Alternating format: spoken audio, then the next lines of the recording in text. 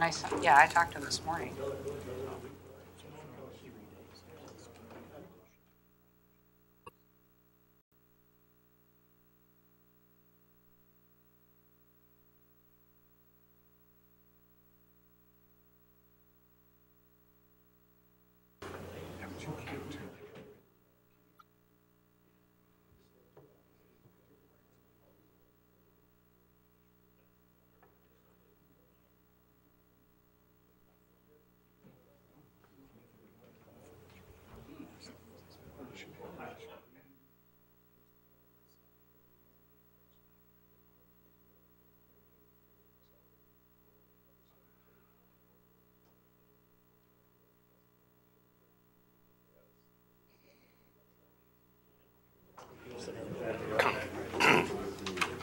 At this time, I will call the Marshall City Council meeting to order with the Pledge of Allegiance. I pledge allegiance to the flag of the United States of America and to the republic for which it stands, one nation under God, indivisible, with liberty and justice for all.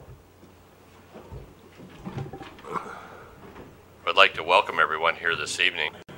We do have an agenda before us. Agenda item number 2 is to consider that agenda. Are there any changes to that agenda?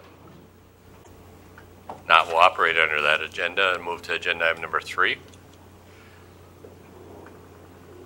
Agenda item number 3 is to consider the approval of the minutes of the regular meeting that was held on August 28, 2018, as well as a council work session that was held on August 30th, 2018.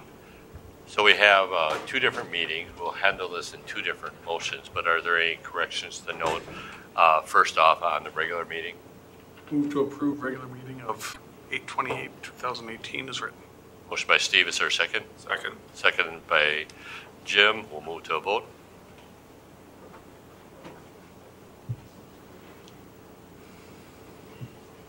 Motion passes. We'll note the 2 abstentions. Actually 3. Second action then would be the council work session that was held on August 30th. Once again, are there any corrections? If not, is there a motion? I'll make a motion to accept the minutes. Second. Motion by Jim, seconded by Steve. To approve the minutes as they have been presented, we'll move to a vote.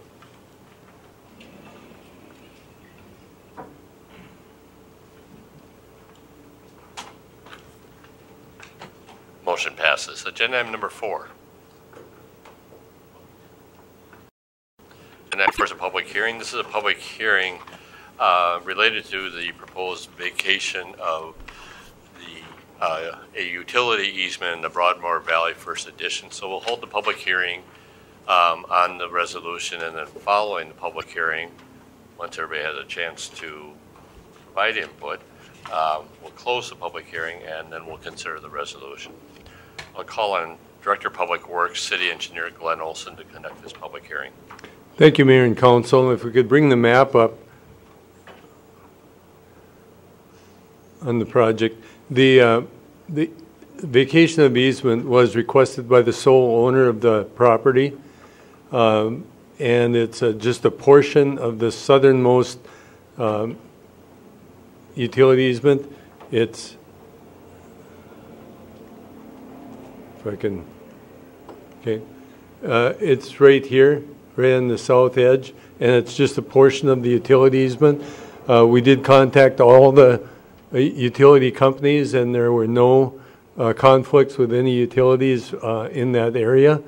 So we are recommending the approval of the partial vacation of that easement. Okay. Thank you, Glenn. We'll open up then for comment as part of the public hearing.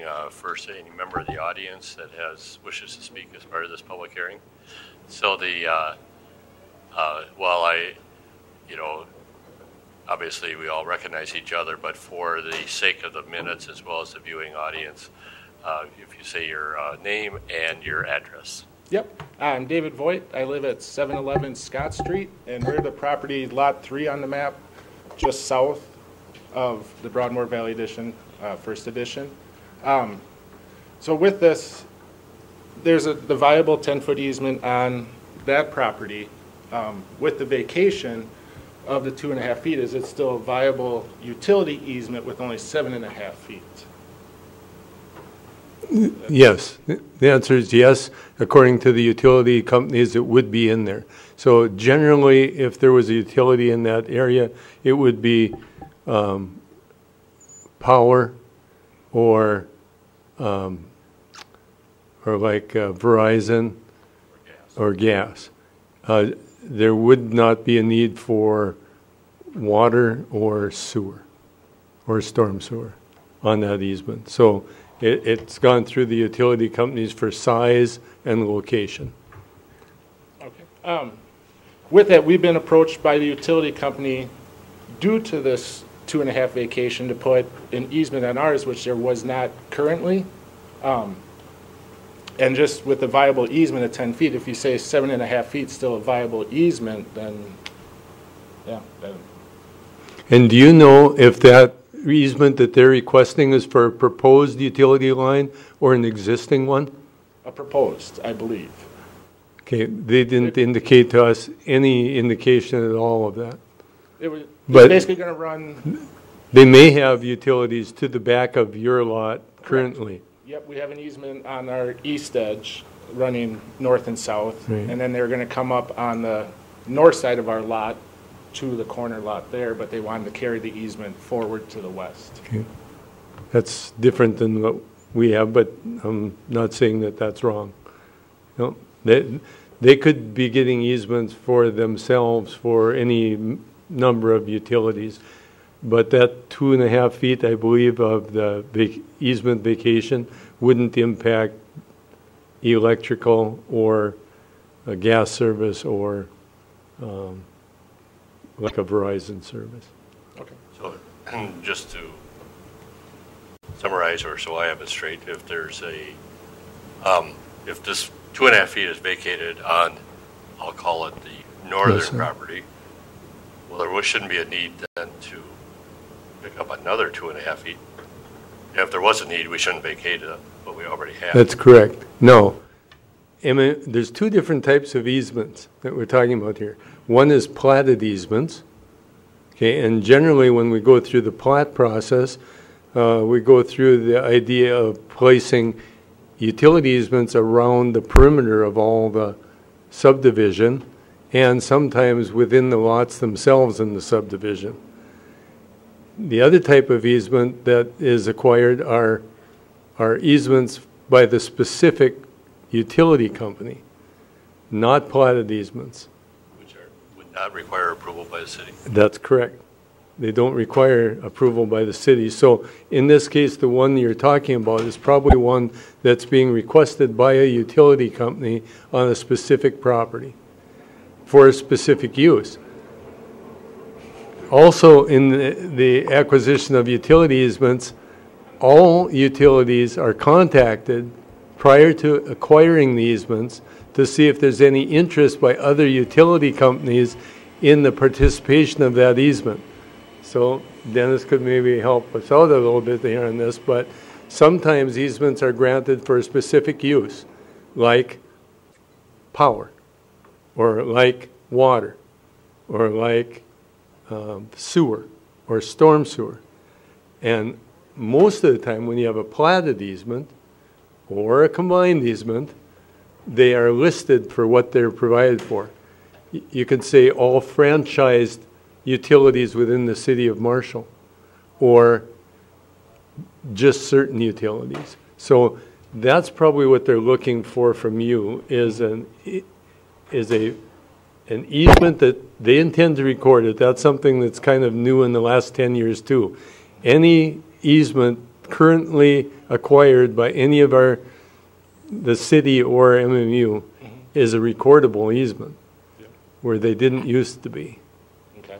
So Hey, who made the request for the extra easement? Utility company. It was MMU. Yep. I see. I agree with you, Bob. There's no sense to vacate an easement if we're going to compete on his property to get the easement. David? but are we saying then by not approving this vacation, MMU will not need that easement they're asking for from him? think we should find that out first. Mr. Mayor, would it be in order to, whatever the appropriate step is, table this for 2 weeks until we get clarification from MMU about this? Mhm. Is that a problem, Dennis? That's not a problem. So then, Dennis, I'm going to ask you a further question then. If the tabling a public hearing that is currently open, that doesn't require publication, Does not. No. We are not closing the meeting. and we can have a motion to table is allowed within the public comment period of the hearing. That'd be fine, yes. Okay, so we don't have to close public hearing. I would entertain do- a motion to table. With, the public okay, hearing. that said, I will move that we table this item with understanding there'll be a continuation of the public hearing at our September 25th meeting pending clarification from MMU about their request for Mr. Voigt. I'll second that. Motion by David, seconded by Craig. Discussion? Not. Kyle, do you recommend a voice vote on this? All in favor say aye. Aye. Opposed? Motion passes. Thank you. Yep. Thank you, Councilman Mayor. How big an easement are they looking for? How big an easement are they looking for? Okay, gotcha. So we'll move then to agenda item number 5. Agenda item number 5 is the street department parking lot project. Action before us is to consider the resolution that will accept the bid and award the contract for this project. The location is at the street department, 901 Oak Street. Once again, Glenn. Thank you, Mayor and Council. We did ask for bids for the work, and we included both alternatives for asphalt and concrete for the main parking lot of the project. The access road that comes by UCAP is asphalt only. It's not, doesn't have a concrete alternate. And just a little bit of discussion about that. The bids came in what we thought were very close to each other for the amount of concrete work that was necessary to replace the asphalt. The base bid was a 30-foot driveway strip on the outside of the buildings, and the alternate was for the replacement of all of the asphalt within the street department parking lot from asphalt to concrete. The reason that we found out that the concrete bid was so inviting is because the contractor was allowed to start on the project in the spring. The contractor didn't have work set up for next spring and gave us a real good price so that he had work for his men starting early next year. So that was the reason for it. Even without that difference in price was not significant enough for the difference between the longevity and the maintenance work of asphalt versus concrete. So that's what we're recommending, with the alternate being approved, and the alternate recommendation is for the asphalt. Thank you, Glenn. Questions? I have a couple questions, and I know I've brought this up many times. I've done some more research on asphalt versus concrete, and maybe you can help me out here, Glenn. But the research I found says in northern climates, asphalt is actually a better product than concrete, simply because it's more flexible. It's more flexible. Yeah, and and I just always look at ways of saving dollars for our taxpayers. And it's another $15,000. And as I was driving around today, I went through the parking lot at the street department, and went through the parking lot behind the Wood Nickel. And that parking lot's horrible. I mean, that one should be fixed long before this one is fixed, because that's the one that our citizens use. So, to me, we could save that $15,000 and do some repair on the parking lot that our citizens use, because, like I said, that one is in terrible, terrible shape compared to the street department. This one's in poor shape. Don't get me wrong, but it's almost like we're doing these backwards. That we're putting our needs ahead of the needs of the people of Marshall. And I'm against that. I think their parking lot should be fixed for the street department parking lot. I think if you do some more research, it'll show that concrete is a much longer lived product than asphalt over the length of the project. I'm not saying the relationship between those two parking lots. I won't, I'll tell you that that parking lot needs to be replaced. So does the one across the street from the theater. They're in terrible shape. But the comparison between asphalt and concrete, if you're going to do either one in a parking lot, concrete is a much better choice for longevity and repair. So that's why we're recommending what we are. How old is that current parking lot out there? Street department. It's not been done since I've been here So, you know, that at was all. asphalt. I'll say 30 years. You guys have been here a lot longer than I have. When's the last time you did a street department parking lot project? I don't think any of you recall any time. So when that it was done. asphalt parking lot's held up, because Bob's the mayor for 30-some years, for over 30 Right. years. Yeah. And It's been a little less than that. But go ahead. 29 and a half. I know I look old, but and the asphalt that's there is shot. And It it is, probably but has it's- been for some time. And I just look at what is the best savings. To me, I think we need to look at the best savings. And I'm not sold that there is that much cost savings between concrete and asphalt longevity. Sharon, then John.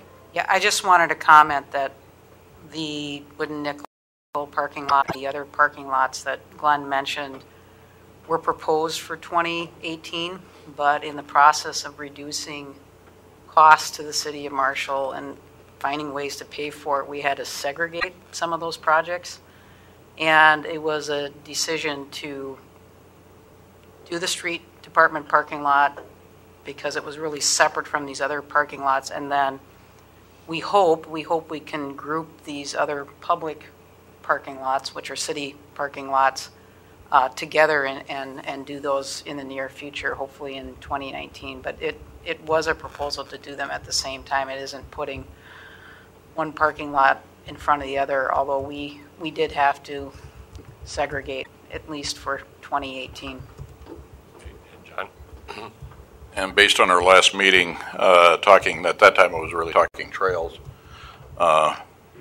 just took a little hard look at the Independence Park trail setup, which probably is at least 30-some years old. Trail out there being asphalt, and if you walk around, which I do quite often, walk that trail, we've got patches on patches and a lot of patches out there.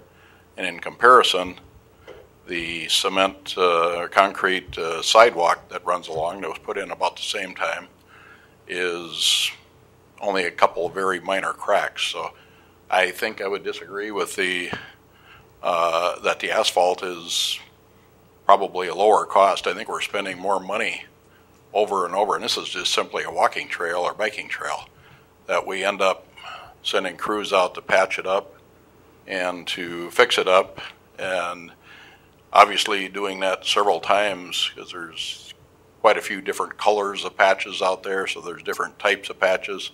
I don't know, whatever it is, but we spend a lot of time repairing something that really wouldn't have to. Now, I'm not recommending concrete out there, but you know, in this case, again, in comparison, roads, if we're talking roads, Huron Road out Industrial Park went from an asphalt to a concrete. It's went from a very wavy, very rough road to now, after several years of concrete, a very nice, still a very nice road. Sure, it's got some cracks in it, but there's no repair. It's been in good shape, so I think I'd be in favor of the concrete. The other factor to consider in this application is there's equipment that will be traveling in and out of this parking lot for the street department, plus plenty of turning movements, which would benefit with the concrete surface. Mr. Mayor, since some of you haven't been in Marshall very long, you talked about that parking lot across from the theater. That lasted about 10 minutes. Concrete apparently does not weather salt very well. I don't know if asphalt does, but that parking lot you're talking about there where Addison Hardware was, don't use concrete if it's going to do the same thing. And that would be a concern too, that out there's a lot of salt on that concrete, and we can see what the salt has done to our concrete downtown, and that's less than 10 years old. I mean, I'm looking at, I don't think it's worth the extra $15,000. I really don't. Other input? I have a house that's about 30 years old, and I have a concrete driveway, and it's in pretty good shape for 30 years old, and it wouldn't be in that shape if it was all asphalt. It wouldn't have lasted as long. So I'm in favor of concrete. The other lot that I can think of is the one that's behind like Patzer's in that area. That's the first parking lot I became familiar with 28 and a half years ago when I came to town, and I don't think that lot's been updated. And it seems to me to be in the exact same shape it was 28 years ago. So any other input? If not, you have both a recommendation as well as you have an alternate recommendation. I would entertain a motion. I would move that we accept the alternate bid of $277,479.25. I'll second. Motion by Glenn, seconded by John to award the bid to Town and Country Excavating LLC of Garber, Minnesota. Discussion on that motion? If not, we'll move to a vote.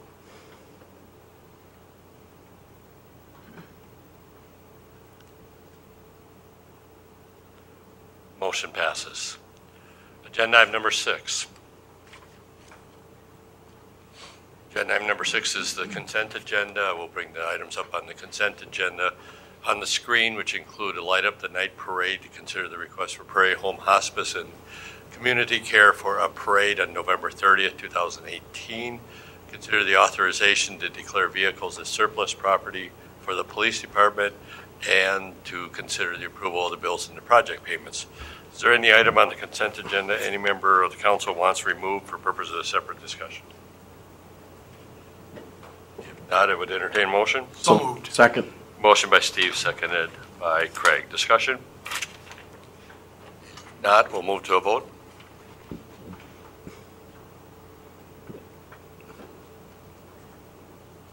Motion passes.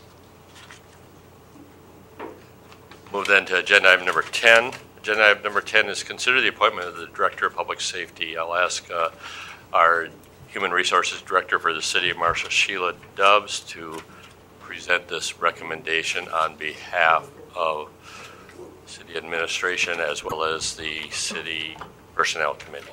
Sheila? Thank you, Mayor and Council. I am here tonight on behalf of the Director of Public Safety Interview Committee, recommending the appointment of Sergeant Jim Marshall to the Director of Public Safety position. On August 6th, our current Director of Public Safety, Rob Yant, submitted his notice of intent to retire from his position to Administrator Hansen and the Council with an effective date of November 30th. Following this notification, Sharon and I discussed hiring process options, and we reviewed personnel policy and ordinances relating to the hiring of directors. After discussion between Sharon and I, and her discussions with Mayor Burns and members of the Personnel Committee on the process, the director position was opened to internally qualified candidates.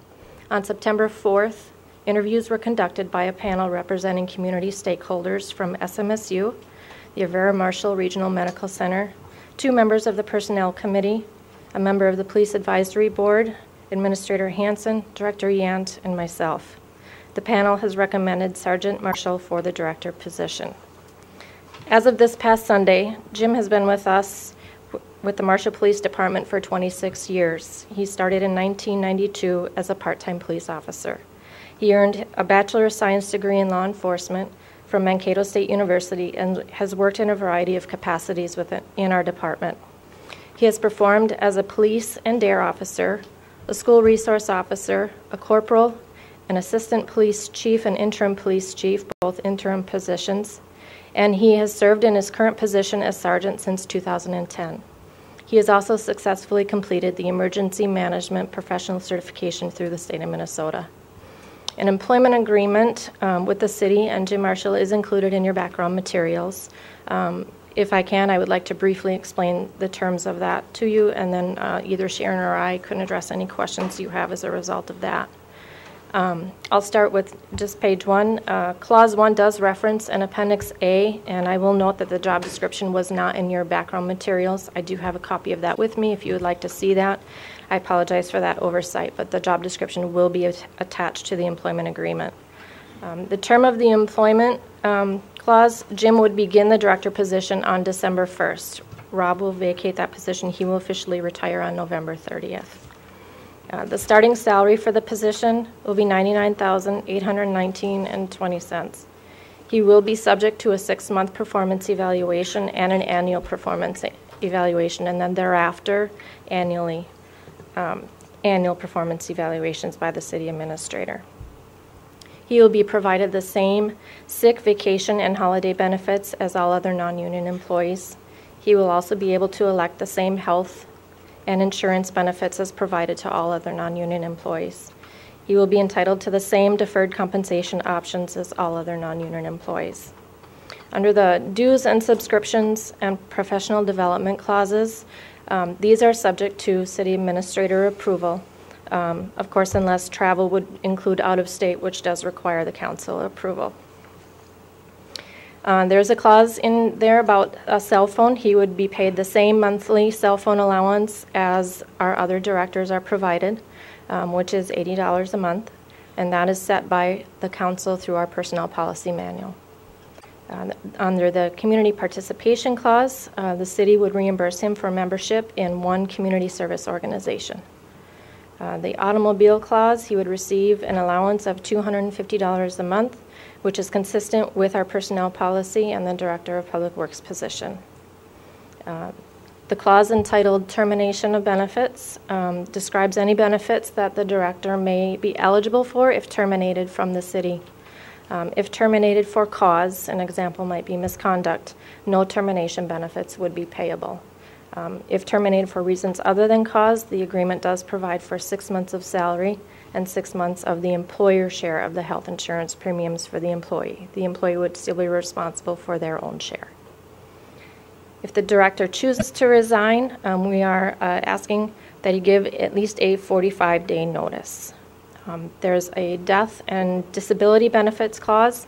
This, again, is the same offered for all other non-union employees, and these would not be expenses that the city would absorb. These would be expenses paid by our respective insurance companies. Under termination of employment, the employer does retain the right to terminate the employment at will. And if you'll notice in the agreement, Jim has reviewed and signed. He has agreed to the terms of this agreement. So we are recommending 2 actions of the council this evening. The first is to appoint Jim Marshall to the position of Director of Public Safety, and the second would be approval of the employment agreement. So I'm happy to answer any questions you have, and Sharon can assist me as well. Thank you, Sheila. And again, there's 2 actions tonight. We'll first consider the appointment. Are there questions related to the first action? I had some questions because in other recruitment for vacancies, we had open recruitment, and here we promote it from within. Mm-hmm. And with our previous chief of police or director of public safety, it must have been open recruitment. So I'm wondering why the decision to have promotion rather than open recruitment.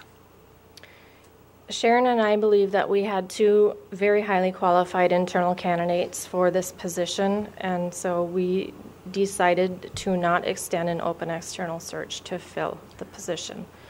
You can expand on that if you would like. And I wasn't around, I don't think, when the previous director of public safety was hired, but evidently at that time they felt there wasn't anybody qualified internally. I wasn't here when Rob was hired. There are very little in terms of a history in a file on that because it has passed the retention records schedule timeline. So there wasn't a lot of history, but I did look to see who was interviewed, and I believe there was maybe 1 person, but I didn't know all of the names, so I may not be accurate on that. And I discussed this with the administrator today, and she did provide me with our policy here. And the city administrator does have the authority to either have open recruitment or promotion. And the reason I'm bringing that up is there's some people that have questioned that because, like I said, in some of the previous positions where we've hired, it's been open recruitment, and here it wasn't. So I think it was important to explain to the public why we did what we did here. I think the other thing to add to that, and you're kind of probably alluding to this, Glenn, is under Chief Ant's leadership, there's really been an effort to develop professional development and talent from within the department. And to Chief Ant's credit, I mean, he's been very successful. We have a very good senior leadership of a number of people within our department, and opening up internally. Yes, there was 2 applicants. Perhaps there could have been more, but we do have a very good department. So I know you agree with that too. So. I am, and it speaks well of our department that we have qualified people like that, and it's nice to reward people within the department with promotions. They know, it promotes loyalty to the department. Absolutely. And so I brought it up simply because I wanted to explain to some of the people out there why we did what we did here. Thank you. Any other questions regarding the appointment? I move that we appoint James Marshall as the city's Director of Public Safety effective December 1st, 2018. Second. Motion by Craig, seconded by Jim. Discussion on that motion? If not, we'll move to a vote.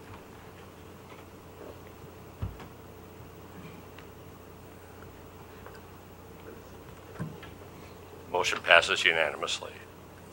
Second action would be the employment agreement. Questions about the employment agreement? I have a question. The current Director of Public Safety is at step 6, which is the highest step for salary increases. And I believe that the new Director of Public Safety will be at step 4 then? That is correct. And so my question then is,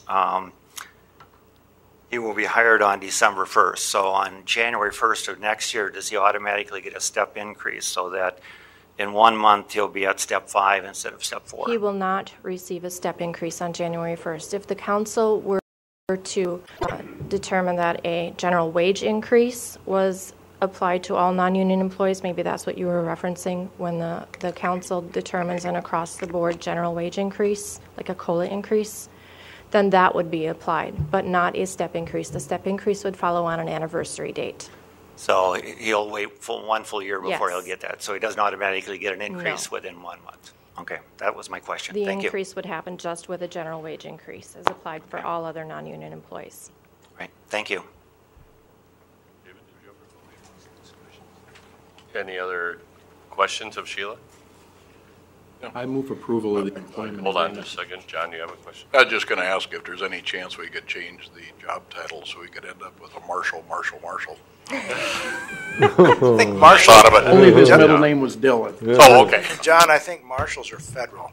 But Oh, okay. and I think Craig and I were chomping to do the same thing. If you want to make the motion, Craig, I'll second. Yeah, so now, John, I regret recognizing you when Craig was trying to make a motion. Either way. Craig? I'm glad I'm not the only person ever regretted around here. So, go I ahead. would move that we approve the employment agreement between the city and Jim Marshall. And I'll second that. Motion by Craig, seconded by David. Discussion on that motion? If not, we'll move to a vote.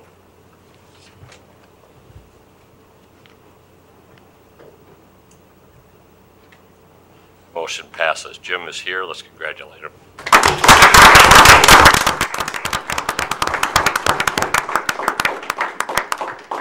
And we also recognize Chief Rob Yan for your years of service. Thank you.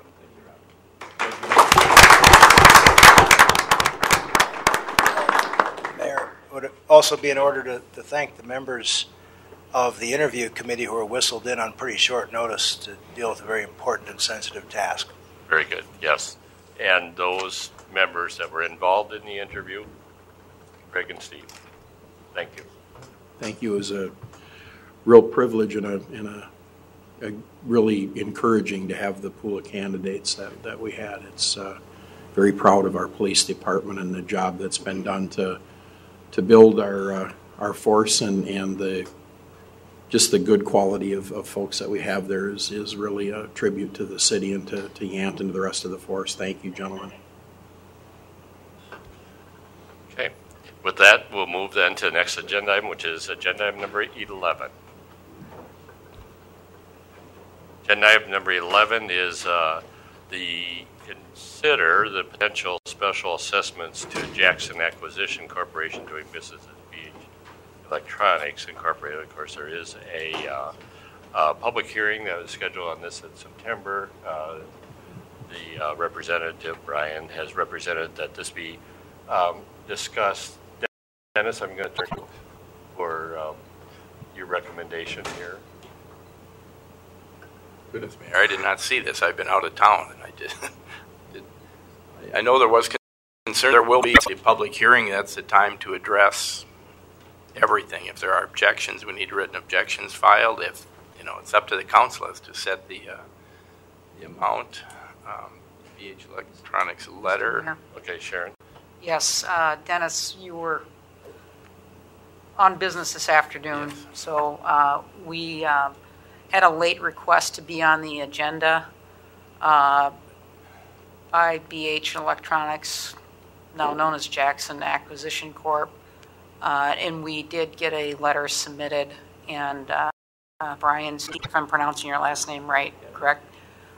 We've had some discussions with him, and I'll be upfront because Brian has been tremendously upfront with the city. This may result in further discussion, and I don't know if the discussion would happen at a committee level or if it would happen in a court of law, and that's one of the things that we have to be aware of here as we sit in an open session.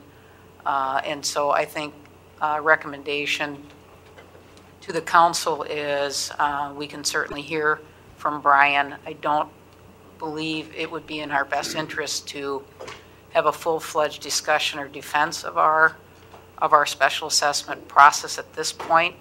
And again, Brian, we've talked about this afternoon, and I think, and I don't want to speak for you, I know that one of your first objectives is to see if the council would consider a revision to the policy and not revert to another body. But that's just a little background to date, and I just, in a short, brief time, just wanted to give the council some background that we may want to be somewhat reserved in the response, but at the same time, Brian, I know that you have been open up front with us. So, and, just to add to that a bit, there was a revision that was made to the special assessment policy as it related to residential property. I think really what you're requesting is that be looked at for commercial and industrial property. The process that was gone through and was really the kind of a thorough review by the Council Ways and Means Committee. That actually may be the appropriate group to start with also. But sure, I understand. I appreciate Administrator Hansen for putting us on the agenda this evening and Council for giving me a few minutes here. I just want to go through a couple points, ask, kind of give some background, and then make my request. I think I've submitted it. Everybody should have a copy of that. So just a little bit of background. Back in April, there was a preliminary public hearing for Project Z67, which is Michigan Road and Superior. The improvements there for utilities and for repavement. At that time, a reasonable assessment or approximation of the assessment amounts was going to be made available to businesses. At that time, the proposed assessment for BH was $50,000. That was the estimate that I was provided. So that moved forward. The project was approved by the council. That project's in process as we speak. So that's been moving along. We've been working with the city and the contractors on that to try to minimize disruptions, which was one of our primary concerns at the time as well. Since then, on October 28th, the council had another meeting. At that time, the assessment numbers were revised and presented at that time, and the new number for BH Electronics became $98,548, so nearly 100% increase to our special assessment amount, which the public hearing will be here at the end of September. So the project amount was originally estimated back in April at about $1.6 million, just short of that. The revised project now is at $1.24 million, so over a $300,000 reduction in the total project cost, yet our assessments doubled. So we requested a review of that process. I've since gotten an explanation from the city engineer's office as to what the justification for that was, and so that kind of triggered a review by our company of what special assessment processes are are used by other communities, other cities, and so we did some research, and I met with Sharon, Glenn, Jason, and Mr. Lazinski here. Last week I expressed the concerns to them in person. They were kind of at some of the same things, that you mentioned, Bob, with reviewed the residential policy, but haven't done the same with the industrial and commercial properties. And so in our research and what I've done, and this comes from the League of Minnesota Cities, it says there that, and I think it's spelled out in the letter that we provided, but that special assessments, the amount of the special assessment can't exceed the benefit as measured in increased market value of the specific property. And so in this case here, the assessed amount represents over a 25% increase in the value of BH Electronics because the utilities were replaced and the roads were improved. And I think that's probably not, if we were going to sell the facility, we wouldn't see that type of return on our investment for the street process. And so if I review the special assessment, it's 100% of the non-utility costs are being assessed to businesses. And according to, there's a couple places, Minnesota statute 429-0611 specifically spells out that this amount can't exceed the benefit to the particular property. And again, that's proven out in the courts. And as well, it's shown to be a violation of the 14th Amendment, taking of property without proper benefit to the company. And so what I'm requesting is that the council move to take action tonight to take this under advisement and to review the special assessment policy for industrial and commercial properties. I'd like to have that done preferably ahead of the September, I think, 25th meeting, trying to be proactive, explaining what we see, what our position is, and asking the council to do that. I think it's in everybody's best interest to review that ahead of time and make the necessary adjustments before moving forward with any further special assessment. Thank you, Brian. Yeah. Glenn and Jim, did you have I did some research, and I tried to look at different cities to see what they were doing with special assessments. And I came across one from the city of Robbinsdale up in the Twin Cities. And they have an interesting way to assess because right now we have a formula for residential. We have a maximum amount. And what they did in the city of Robbinsdale is they converted commercial, industrial, and multifamily parcels into equivalent number of residential parcels. And they came up with a formula. They got a formula here based on square feet. And I talked to Director of Public Works today, and he gave me your square feet of your lot and so forth. And I used their formula and came up with about equivalent of about 13 residential lots. And I'm wondering if something like that would work, where we can take the commercial property or industrial property, look at the square feet, and try and come up with a formula based on our maximum for residential lots. And I think the numbers that I came up with seem to me like they'd be pretty reasonable amounts. And so I would recommend that the Ways and Means Committee meet fairly quickly. We could meet on this subject and hopefully come up with a formula. I like formulas because then I feel like we have consistent treatment of all the different taxpayers and property owners. And it's easier for our staff and easier for all of us we probably feel a little safer with a formula than without it. But I think that I would encourage us to have the Ways and Means Committee meet on this very quickly, and I think we could maybe have something ready. And I agree, I'd like to see it corrected before we actually assess those properties. Let's get a problem, let's get it fixed quick. I agree with Glenn 100% there. It should go to Ways and Means, take a look at it. I visited Brian last week, and I know assessments have been something I've brought up for quite a while. And that would be the correct way to go to Ways and Means. And hopefully when you say quickly, I don't know if it's going to be done in 2 weeks. I mean, again, it took us 5-6 months on residential, didn't it? But with that being said, I don't know if we have to run that assessment hearing right away in September, do we? Well, we could, it's been published. We will open the assessment hearing. It doesn't mean you have to close it. Then we could table it. And I think Ways and Means should take a look at this. Assessments, like I said, have been a big issue for me. As business owners, assessments, as residents, business owners, they're a large expense. So I agree with you, Glenn. I don't know, does that need to be a motion to go to Ways and Means or just refer? We could formalize it with a motion. I would make a motion that we forward it to Ways and Means Committee. I'd second that. Motion by Jim, seconded by Steve. Discussion on the motion? Sharon, you had a point you wanted to make, but I was actually just going to say the same thing that Councilman Bear-Kohler and Councilman Lozinski stated, which is referred to Ways and Means. And then I've stated this to Brian. I'm a little low on expectations. I don't know what our capacity is in terms of revision of the policy.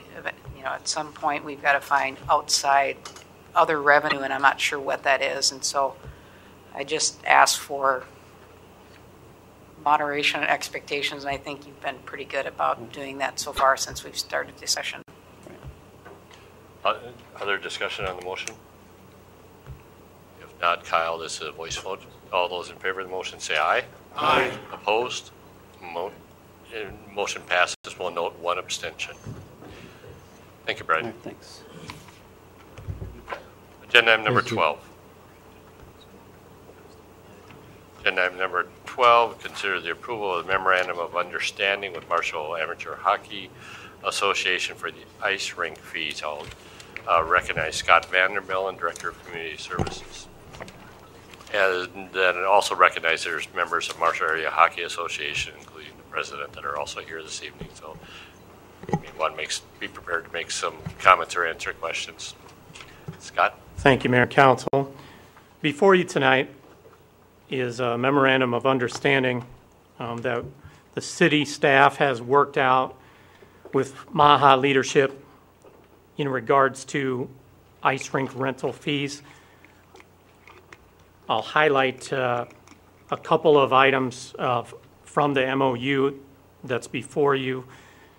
The fees for 18 and 19, upon your approval, would be the same that they have been for the first 2 years of working with Marshall Amateur Hockey Association. Our working relationship with MAHA has been outstanding, and I speak on behalf of our internal staff at both the arena and at Marshall Community Services. We think it's been an outstanding experience for not only the youth in Marshall, but the folks that were involved with bringing the arena to the community.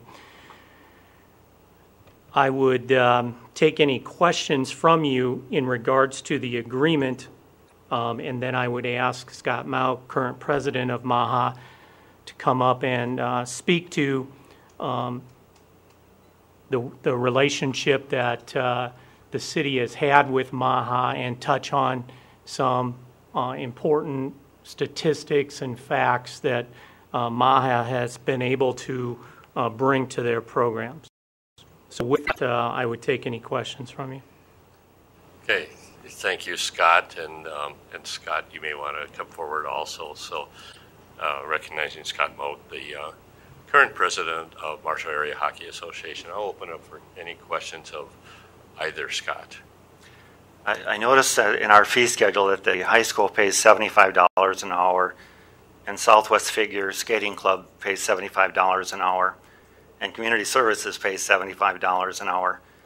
Is there a reason that MAHA only pays $65 an hour? As I understand it, Glenn, and let me reiterate that the fee is the same as it was from the inception, but it's my understanding that that lower fee was assessed so that MAHA could get some footing underneath them and generate numbers in their program and not have this be a financial burden to the association.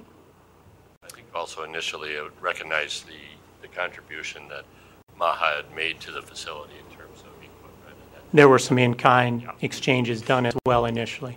And I think it also came from some transfer of proceeds from the sale of the arena that was originally owned by MAHA. The other question, another question I have is that the agreement says no ice ring rental fees will be assessed to the lessee for lessee and or Minnesota Hockey sponsored tournaments. So if we have a Minnesota Hockey sponsored tournament, does the association, the Minnesota Hockey Association, or anybody, do they usually pay rent for a facility when they have their tournaments, or how does that work? When basically what that clause is in there for, Glenn, is if we would get the opportunity to host a state tournament, we don't want to assess a fee to that organization, and that organization does provide us insurance for that event. But basically, we don't assess a rental fee for that event to come to Marshall. Marshall teams do participate in that event. The financial impact is a benefit to the community, so we don't assess a fee for that or for the tournaments that MAHA would host during the season. I guess what I'm wondering is if these Minnesota Hockey tournaments, if they normally have a tournament and pay a facility for rent. They normally don't. They don't. Okay, no. Well, that's and what I looked wondering. Into that. Because if they normally pay rent for a facility when they have a tournament, why wouldn't we try and collect that rent, MAHA or us try and collect that rent rather than just give it to them rent free? Right. But it's normally they don't. That's pay. Pretty typical is that communities do not assess that state organization a fee because they want that tournament to come to their community. So it's normal practice. Normal practice. Okay, thank you. Yep.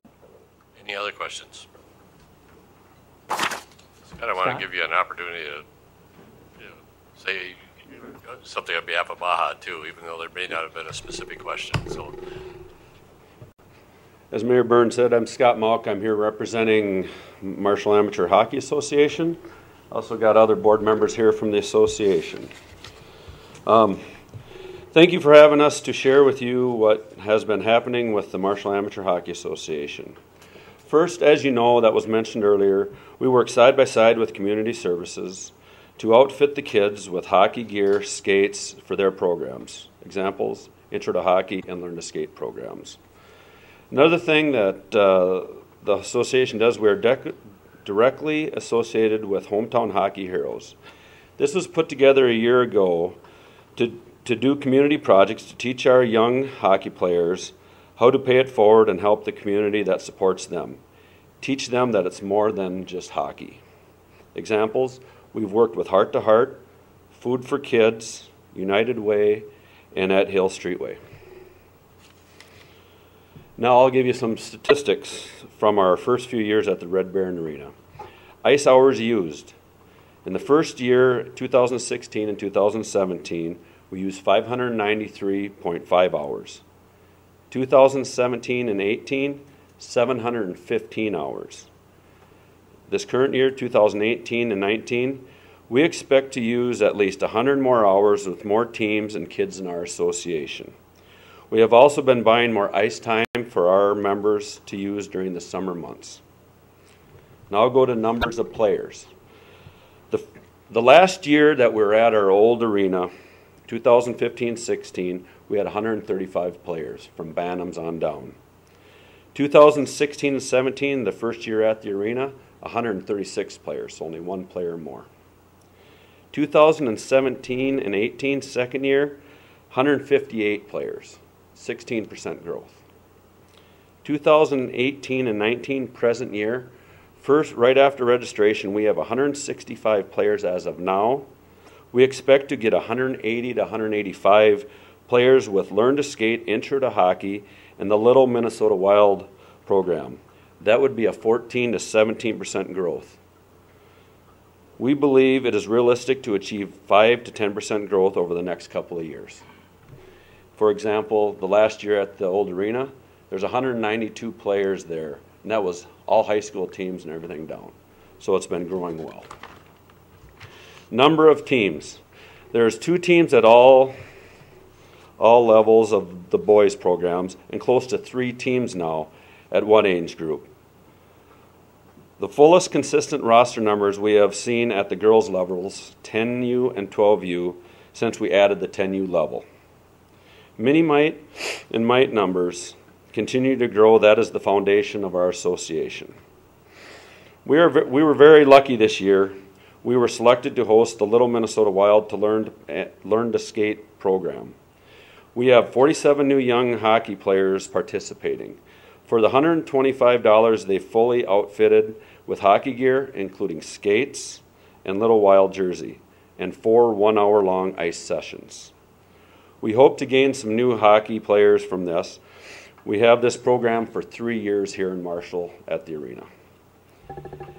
As most of you already know, we did host the 2016-17 Bantam A and AA state hockey tournament with very good reviews about the Red Baron Arena and Expo.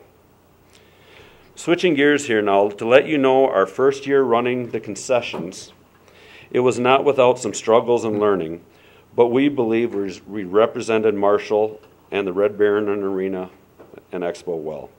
We do run the concession stands during non-hockey events also.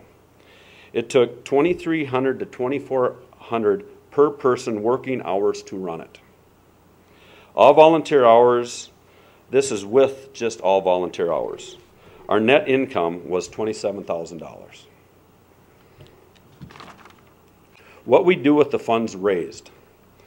Continue to reinvest in the arena and the hockey programs. Examples, buying more ice time, buying cross-ice rink dividers for the facility, equipment for new hockey players, continue to work with the city for storage options, outdoor rink options. It is a great partnership we have with the City of Marshall, and we look forward to continue the growth of hockey and the usage of the Red Baron Arena and Expo. Thank you for your time. Thank you, Scott. Any questions for Scott? Craig? Mr. Mayor, I'd like to add one thing too, and as the council representative on the Southwest Amateur Sports Commission board, I want to say that MAHA has stepped up and offered, we're trying to, you mentioned the storage options and some other things as we talk about the needs that need to happen on the Red Baron site for improvements and expansions. They've been wide open to stepping in and partnering to help us meet both the physical and financial part of that. So I just want to say that they've really shown themselves as a good, solid partner with that, and I really appreciate it. It's a pleasure to have them on the board with us and working with us at the arena. Thank you. Good. Other questions or input? I'm glad to see that in the future years you're going to increase your rate. It's going to go from $65 to $70 an hour. Mm-hmm. And so that closes the gap between your organization and some of the other organizations. I'm not familiar with Southwest Figure Skating Club. Is that a nonprofit entity, or is that a business, or does anybody know? It's a nonprofit? Okay. And my concern before is that, I'd like to treat all the organizations fairly, and you'd like to see each organization being paying the same rate, because to me that's fairness. And if you're going to give a certain rate to some organization, why don't you give it the same rate to another organization? And I appreciate the things that you're doing out there, and I appreciate the fact that the rate will be going up, so it's closer to what the other organizations are paying. I guess we'll talk about the concession stands is the next order of business, but do you foresee that eventually you'll be to the same rate that the others? Or is that something your organization is working for, or are you going to try and stick it at the $70 per hour? Or? I guess we'll visit that in 3 years if this gets approved. And to be fair, the donations from other facility to the facility now, we donated all of our scoreboards and many other things from the other facility to do that, and thus the reason why the rate was lower. The other thing, Mayor and council members, and somebody who's more of an expert, correct me if I'm wrong, I'm an old hockey guy from northern Minnesota, but figure skating actually takes more damage to the ice because the teeth and the toe of the skate, which they use for their jumps and their turns, digs into the ice, which means you got to do more maintenance on the ice. So it's not necessarily inappropriate to charge people who abuse the ice a little bit more money to repair the ice. So, other input, other questions? I move approval of the MOU with MAHA. Second. Motion by Craig, seconded by Steve. Discussion on that motion? Now we'll move to a vote.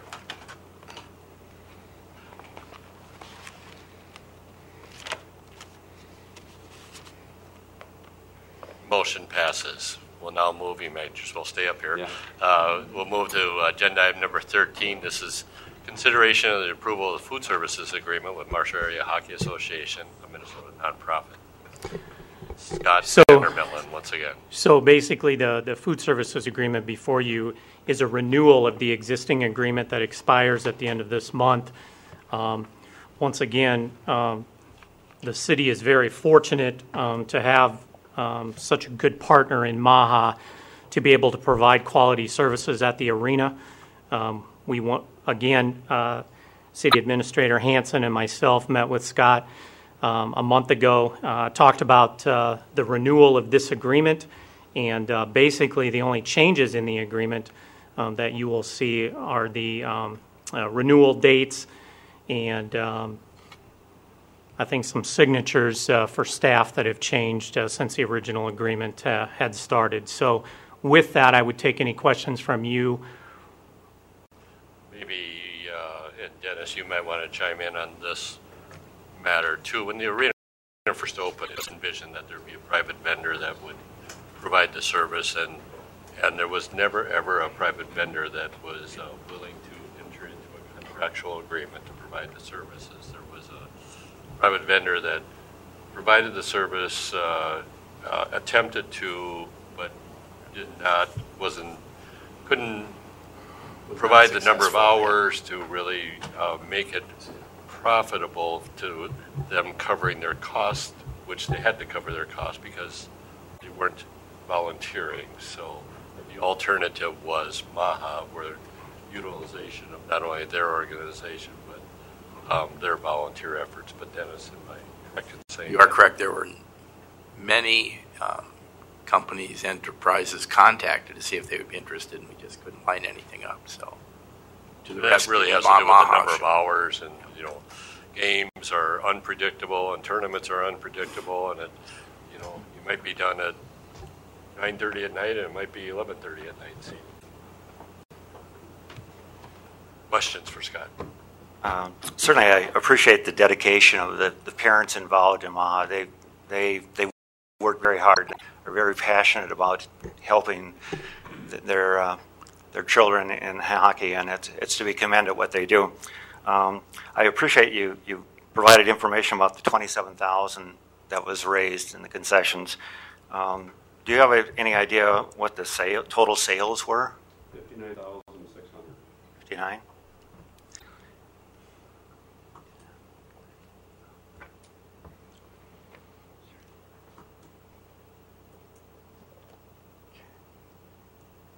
I was just trying to figure out, what the amount of the, according to the agreement, you're going to be paying 5% of the gross sales, and I was just trying to figure out what that amount would be. I guess one of the things I noticed is that in our fee arrangement thing, we're not charging Marshall High School for ice time because we get the concession revenues, but we're not getting the concession revenue. Somebody else is getting the concession revenue. So I don't know if that has to be readdressed or what, but the fact that they weren't charged ice time was based on the fact that we'd be getting concession revenues. So that might be something that we want to look at. That language will be removed from the fee resolution. Okay. With regard to the garbage collection and so forth, does the city pay for the entire amount of garbage collection from the food service, so what happens to the garbage? So at the cost that we bear? We do. Right. I've said it before, and I'll say it again. I think I appreciate what they're doing, but I feel like it's only fair that they pay something. I mean, they're getting some revenues, they're getting the use of the facilities, and there's wear and tear on the appliances and on the fixtures and stuff like that. So last year they agreed to a contract with us that they would be paying a certain percentage of the gross revenues, the gross sales, and I guess I feel like they should honor that agreement and we should continue with that. And we were going to give them a year to see how it went, and we did give them the year, and so I don't see why we shouldn't implement that agreement and enforce the provision about the 5% of gross sales being the amount of rent. That can be used towards, like I said, the maintenance of the equipment, and the equipment that's in there is going to depreciate, it's going to have to be replaced, and I don't think it's unreasonable. We may want to reduce that percentage if that percentage of 5% is too high. I'd like to see at least something. At least we'd cover the garbage collection or something, but I'd like to see the organization pay something for rent for the use of the facility. On that note, Glenn, I agree with you on that, because as this equipment wears out, it has to be replaced. So it's not really, it is a commission on the use, on the revenue, but it's also for us to put away to replace the equipment. And I agree with you there that at some point, that equipment is not cheap to purchase. And we have to explain to taxpayers in maybe 3-4 years why we're spending $10,000 on a cooling system. Why wasn't any revenue collected for that? So I do agree with that. It amounted to less than $3,000 last year, but to still give you a gross profit or net profit of $24,000. So I'm not backtracking, but I do agree that 5% commission is not a bad idea. Just for us to say we have money to keep it updated, to repair stuff. Can I say something? Mm-hmm. Yes. In our discussions, the biggest thing was this year with that last year being a Right, should be at the microphone. Sorry. Because it's carried over TV. With last year being a very much of a learning year and everything like this, and in our stride, I agree with you. We have no problem at some point looking at having some kind of fee assessed to do exactly what you're talking about. The biggest thing is that when you look at what it costs per person by hour, there's no business that could go in there and run it. It figures out to about $11.25 to $11.70 an hour. You take $3,000 away and all of a sudden you're down to 10 something an hour. I mean, these volunteers, it's not getting any easier to have people do that, but I appreciate what you're saying. We would be willing to visit that in a year, I think, is what we said. That's why we're just getting our feet under and figuring out what it is.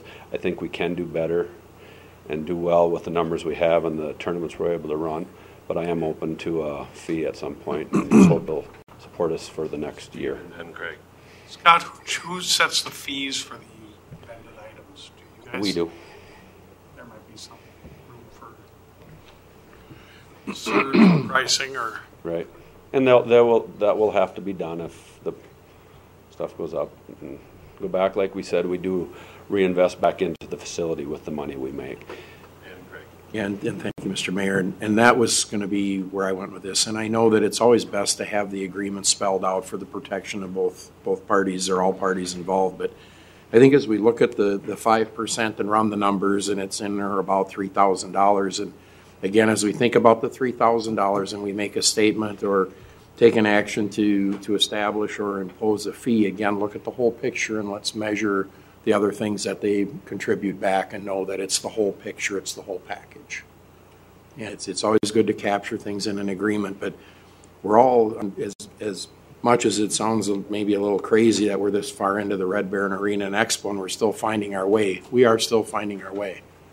And I think things are looking an awful lot better last year even than they did the year before, and I thought the thing went off to a pretty darn good start. And I think that we've learned a lot of things, everyone involved, and I think that every time I go out there, I'm just absolutely amazed at how well it runs and how well it looks and how everybody performs. And I know, again, sitting on the Southwest Amateur Sports Commission and talking to the other parties involved, those people that we sold sponsorship to that also rely and have an expectation with that concession stand, they are also very happy, finally, with how things went, and that's huge too. So that's worth a lot to us also.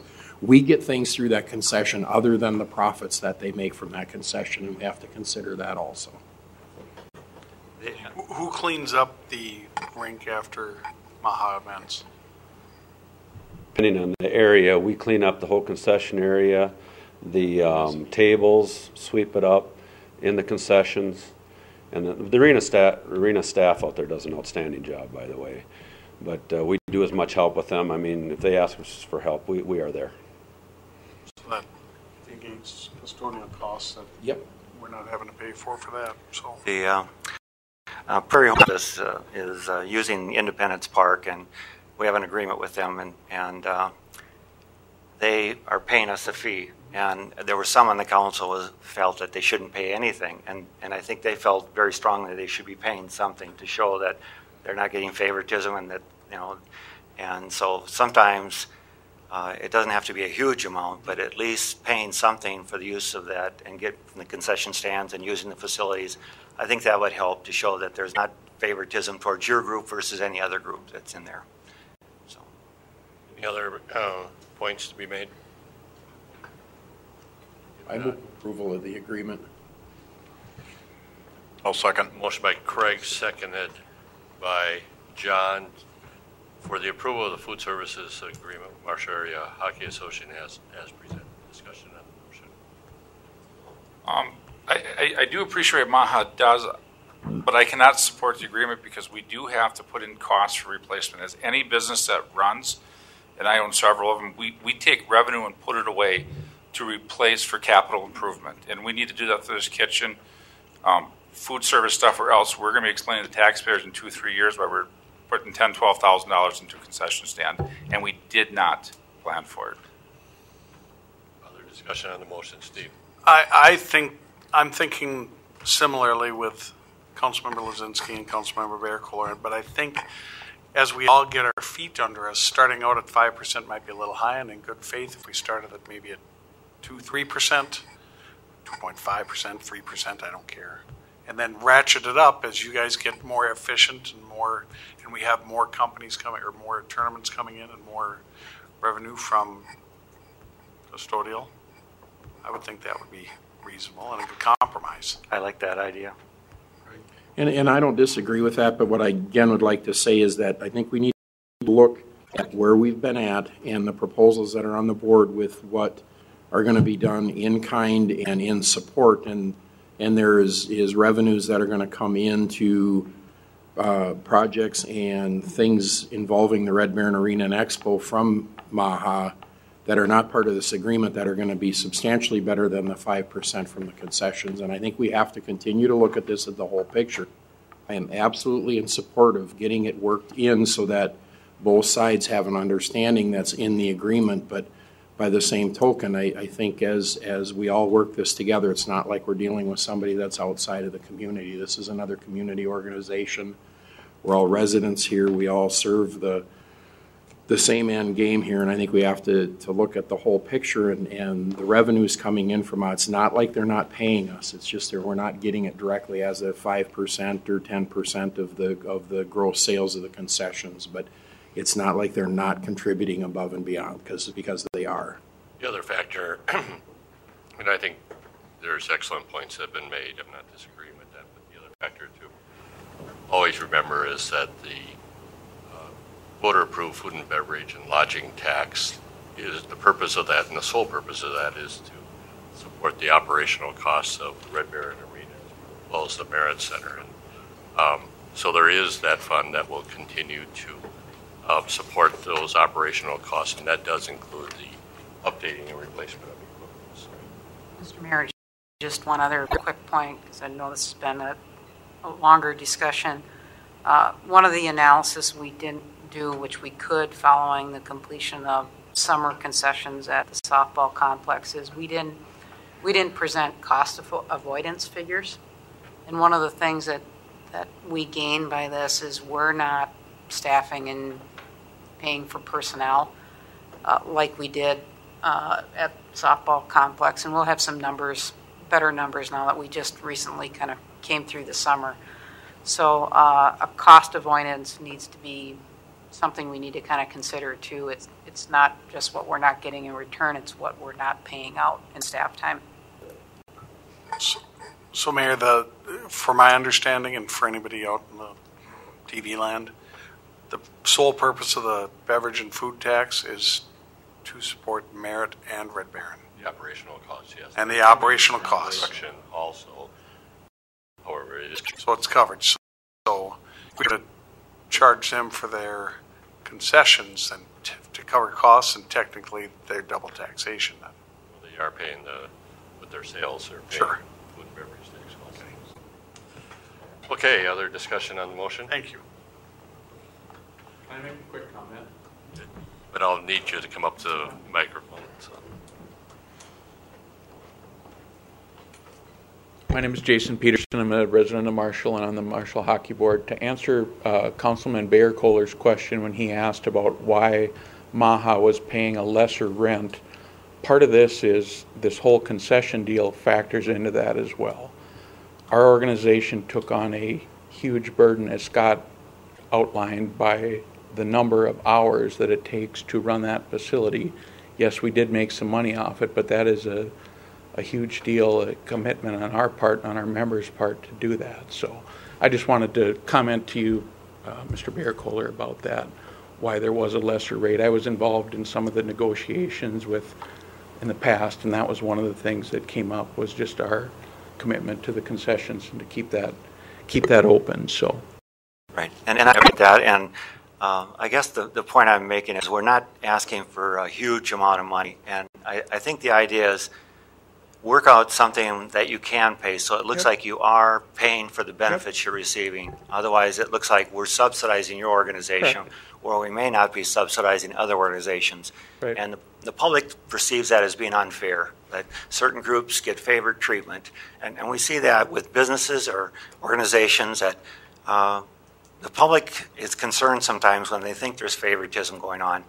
And like I said, with Prairie Home Hospice, they wanted to pay a fee to show that they were actually paying for something and doing their part. And like I said, we're not asking for a huge amount of money, and we realize that you put in a lot of time and effort. But I think something to show that you're helping pay for it would go a long way to show that you're paying your own way and that we're not subsidizing you in all this. Because just having that facility is a big subsidy for your organization, for other organizations. The taxpayers paid a lot of money for that building, and they're paying a lot in taxes to subsidize the operations. So you're getting a tremendous benefit from the citizens of Marshall. And so you're benefiting and the community's benefiting, but like I say, sometimes it's the principle of the thing that we're not showing favoritism, they're paying something, and I think that's the idea, is to show a goodwill between your organization and the city. That's what I'm looking for. And I wasn't trying to be argumentative. You had just asked the question before about why there was a lesser rate, and that was some of the behind-the-scenes stuff that went into it. I don't disagree with what Councilman Lazinski is saying, that there needs to be some money put aside. We're not oblivious to that. But anyway, I just wanted to comment on your question before. And I appreciate that. Thank you, Jason. Any other discussion on the motion? The only thing that I'd like to bring up is and I appreciate Councilman Bayer-Kohler's statements on fairness, but in being completely fair and transparent, Prairie Home Hospice is paying the fee for things that are already there and are very low overhead. And when you look at 2,400 man hours, that would have cost the city at, I don't know, I've seen some of the pay rates, the lowest one would be a step 1 or step 2. I don't know what that would be, but it would probably be a lot more. And so when you compare that, I think if we going forward figure out a little structure on percentages, I'd be okay with that. Okay, we've had probably plenty of discussion on this matter. Is there any other discussion before I call for a vote? If not, we'll move to a vote.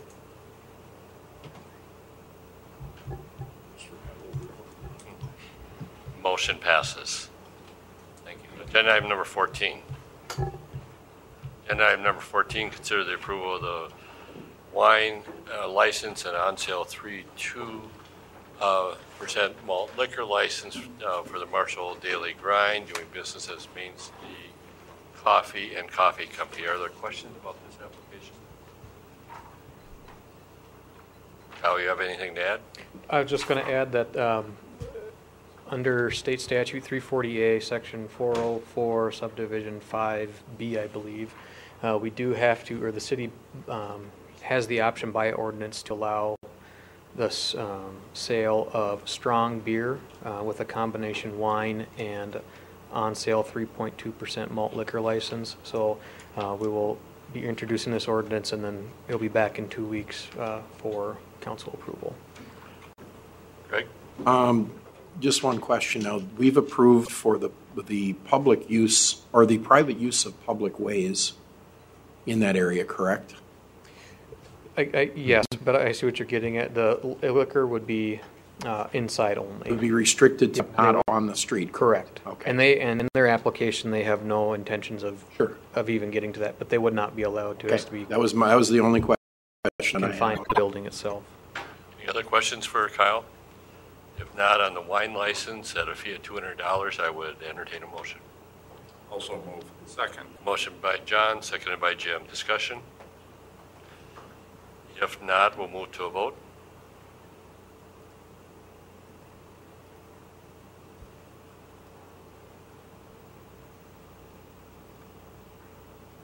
Motion passes, and then the second action is the 3-2 malt liquor license. I'll make that motion. Second. Motion by John, seconded by Craig. Discussion? Kyle, you had said that there was an allowance for strong beer? That's the next action. Oh, is that the next action? I'm sorry. Other discussion on the motion? If not, we'll move to a vote.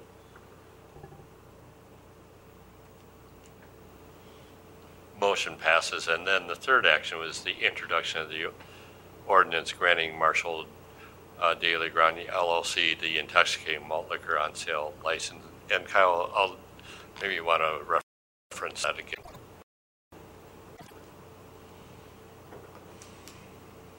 So with this ordinance, this will allow them to serve strong beer. Just defined as 3.3% and above. Correct. Yeah. So that takes a hearing. Right. That's why we have to introduce the ordinance tonight, and then in 2 weeks this ordinance will come back before council for approval. I move to approve. Motion by Steve, seconded by Jim for the introduction of the ordinance. Discussion on that motion? If not, we'll move to a vote.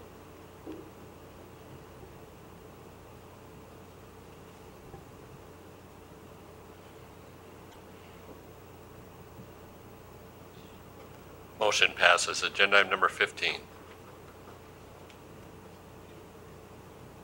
Agenda item number 15, the Commerce Industrial Park, Michigan Road Improvement Project. We have a change order to consider. Glenn? Thank you, Mayor and Council. This item was brought to you at the last council meeting for approval prior to beginning the process. This just verifies the change order with the contractor. We recommend approval based upon last council's approval. Questions? Just so there's stance on this one. This is the one where staff forgot to include something. Is this? No, this project was designed by a consultant, and in our review, we did not catch the installation or lack of installation of subgrade fabric throughout the roadway section. And so it's a typical section that the city uses for its street construction. It's about the same price as a seal coat and does provide significant improvements to the structure of the street. The point I was trying to make here is that the consultant, it wasn't the consultant's mistake then. Well, it's not a mistake. It was a omission. Omission. Right. And I think people are thinking, well, if somebody made a mistake, they should pay for it. Mm-hmm. And so it's not like we can go and find somebody that will pay this for us. No. I mean, it's our responsibility. Right. And the issue boils down to, this is a normal thing that we do. This is not an add-on where we're trying to get something extra that we normally wouldn't get. This is a normal procedure for us, and so it's a legitimate expense that we should incur. Another way to look at it is if the fabric would have been included in the original contract, we would have paid for it then as well. Any other questions? The only comment I have is Mr. Olson, I agree with everything you said. The only problem is it's a mistake. I don't care how you look at it. It's an overlook. Yes, it is. Mistake, overlook, Yep. tomato. We have to have a better way to make sure that when we're giving something to a consultant, we have a checklist. The checklist is check, check, check, check, check. And if we do something as a city standard, the contractors do it because I agree. The cost would be the same if it was done the right way the first time. Problem is, we voted on it. Now we're already doing a change order, which I hate. So in the future, I would just behoove staff to make sure that checklists get used so that oversights, omissions, overlooks are kept to a bare minimum, i.e. 0 with a checklist. We apologize for it, and we sure will try to do better. Mr. Mayor, I just want to go on the record as saying that I'm also opposed to change orders, but only the ones that increase the cost. Well, with that being said, as a contractor, change orders, if it's remitted or if we normally do it, do increase cost. When we do a change order, we charge more. As a contractor, I charge more. This would have been significant. No, it probably saved us a couple $1,000s. But any contractors, a change order, there's a reason contractors drive around with change order on the back of their cars and their license plates. I mean, change orders are something we make money on. Shame on you. No, it's just business, Greg. We got to make money. Got to pay taxes. With that said, I would entertain a motion on the change order with I Midwest move Contracting approval of the LLC. recommendation. Motion by Craig. Is there a second? Second. Seconded by David. Discussion? If not, we'll move to a vote.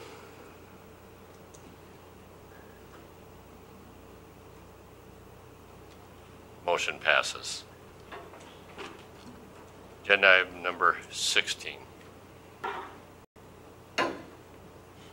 Agenda item number 16, to consider the resolution adopting a preliminary levy for 2018, collectible in 2019. We've had a number of budget work sessions that leads us to the tonight, the establishment of the preliminary levy, which is a levy that cannot be exceeded, and we will continue to have additional work sessions, including one immediately after this meeting, where we would have the ability to reduce, but you would not have the ability to increase that amount.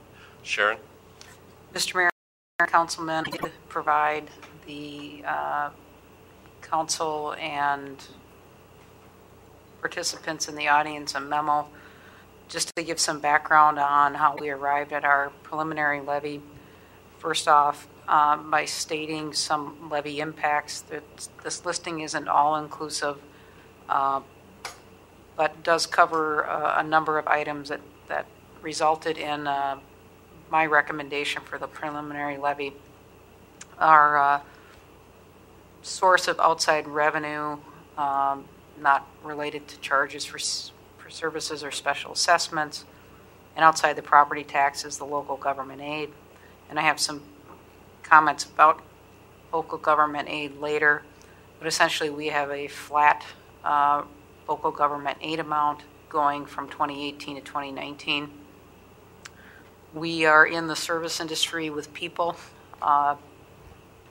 as we provide services to the citizens, so personnel costs are a levy impact, cost of living adjustment, health insurance, and we did add a proposed adding a parks employee with 50% going to a non-levy portion of the budget through Red Baron. And let me just add, one of the discussions that we will likely have as we go forward internally with finance and personnel would be the health insurance contribution amounts. And we have to do a little more work on that, but currently right now we budgeted for half of the health insurance increase. Health insurance is something that both private and public sector can relate to. We're both feeling impacts on health insurance rate increases.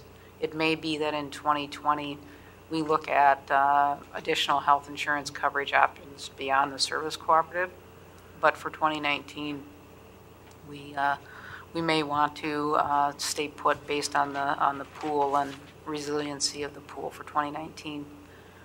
The levy also includes impact of the 2018 bonding, and we also did increase the levy amount for capital improvement plan going from 2018 to 2019, we increased it by 50,000.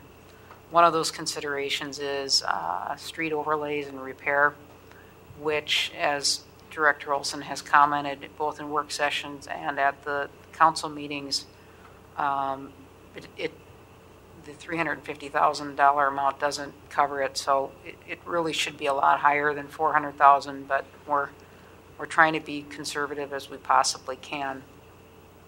I do want to state that the related to the CIP, the council has not reviewed CIP. This is a discussion that I know, again, Director Olson would like to have more and further discussion on, and we do need to have that occurring, and I know it's on the schedule to be coming, but it will have levy impacts going forward as well. We haven't looked at debt reduction strategies per se with the preliminary levy, and that's something to also consider. And then as well, looking at our revenue sources. We do have preliminarily in our budget planned uses or reserves, and those are listed for you as an upcoming 2019 planned expenditures. The other key factors in the preliminary levy is our tax capacity growth, which grew at a rate of 4.33%, partially related to addition of a TIF tax capacity being added back into our growth. The overall tax rate would increase 1.68% with the preliminary levy increase. On local government aid, the 2019 local government aid has remained flat since 2014 and is actually lower than 2002 levels. The 2019 recommended preliminary levy results in the average homeowner with a home value of $150,000 will expect to see an increase of $12 over the 2018 amount. The 2019 preliminary levy increase of 6.43 is lower than the preliminary levy increases in Minnesota cities in 2018, which is 6.8%. Obviously, we don't have the data on 2019. We will get that from Department of Revenue. And it probably is an indication that most cities, to kind of safeguard for future work on the levy and the budget, typically set their preliminary levy higher than their final levy. And just as a note, we do have some other areas we need to work on, especially in public safety. We've gotten some requests there contractually with Avera on safety and security. We don't have that planned for, and we do, again, as I stated, want to take a closer look at CIP. 2019 to date, I did list out for you some other comparable cities. Didn't find a lot of them out there. We'll have a complete listing once the Department of Revenue releases them. It's hard sometimes to compare with other cities. They all have their own specific issues, as Marshall does. If we can find some detailed information on what their levy impacts will be, we can certainly do that as well. But as you can see, there are some that, as I stated earlier, they're higher than Marshall, some that are lower. We'll likely see that with other cities as we go forward. So the recommendation for the council is to set the preliminary levy at an amount of $6,785,471, and I believe that in your packet under this item is a preliminary tax levy resolution. Thank you, Sharon. Questions, input? I have a question here. At our August 15th council work session, a motion was made and passed to approve the preliminary levy at 6.43%, and then we're taking that action again tonight. Is the only difference that there's a resolution here? Or, I mean, the council already approved a motion to approve the 6.43 preliminary tax levy. There's a difference. It's a resolution.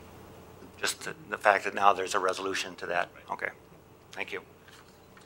Other discussion on the motion? Since we've already done it once, I'll move to approve the resolution. Motion by Steve. Is there a second? Second. Seconded by Craig. Discussion?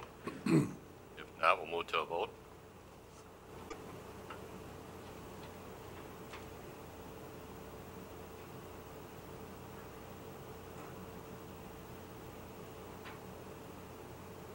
Motion passes. Agenda item number 17 then is to consider the resolution that would adopt the preliminary budget that would be in part supported by the preliminary levy that we just acted on. Sharon. Mr. Mayor and Councilman, not a lot of discussion here. I'm not aware of any state requirement that we adopt a preliminary 2019 budget. However, it isn't uncommon for municipalities to do so, and this is following past practice, and you have in your council packet the preliminary budget resolution for your consideration and approval. Recognizing, as you rightly said earlier, that we have significant work yet to do on this budget, which we will. Any discussion on the motion? So this is not a necessary budgetary step. It isn't per state statute, and I would need to look at charter if something is mentioned in there, which I haven't done, but I think to set forth what we've done in past practice, this is what is being recommended for approval. So I get a clear understanding here. This is the max the budget can be. This preliminary budget, correct? And we can, and as I visited with Sharon and Carla, we can work down from this, which is what? Well, that's the levy, but go ahead. Preliminary level, but with the preliminary budget is, why would we set a preliminary budget? It doesn't really make sense. There's no maximum. I mean, you could increase, decrease it. Not on the budget. On the levy, there's a max, not on we can work down from but, the levy, I understand. But we still have a lot of work to do on the budget, don't we? Or possibly. As I stated, there's some areas where we need to look at. Public safety is one, CIP is another large area. So just to clarify, is there necessary here or not? I haven't looked at charter. I don't know, Carla, if you know that if it's in charter on a preliminary budget or if it's in policy. Recognizing that we do, if we're going to adopt a budget, it should be the final budget. We by state statute, needed to do the past action, which is adopt a preliminary levy. There may be no need to adopt a preliminary budget, recognizing that it needs to be, it's not accurate anyway. So, what's been our, Mayor, I should know this offhand, what's been our practice in the past? I certainly know we've done the preliminary levy, but have we done this step historically? I'm not recalling it. Well, historically, no. We may have done it last year. So. Oh. I didn't know that. I don't know if this require a motion, but I would make a motion that we just leave it at, don't approve it. Don't approve a preliminary budget. That actually probably wouldn't. No motion is needed. Yeah, no motion is needed. No action. No action. So with that, if it meets with the acceptance of the council, and of course, if we find differently, we have another meeting in 2 weeks, right? We'll be back. So let's move then to agenda item number 18. And this is the truth in taxation for payable, once again. This is prescribed by state statute, and it's detailed in the narrative in the council request on when we can meet. We are recommending that the truth in taxation public meeting, which is, you can by statute have it as part of your regular meeting, be set for December 11th, 2018 at 6 p.m.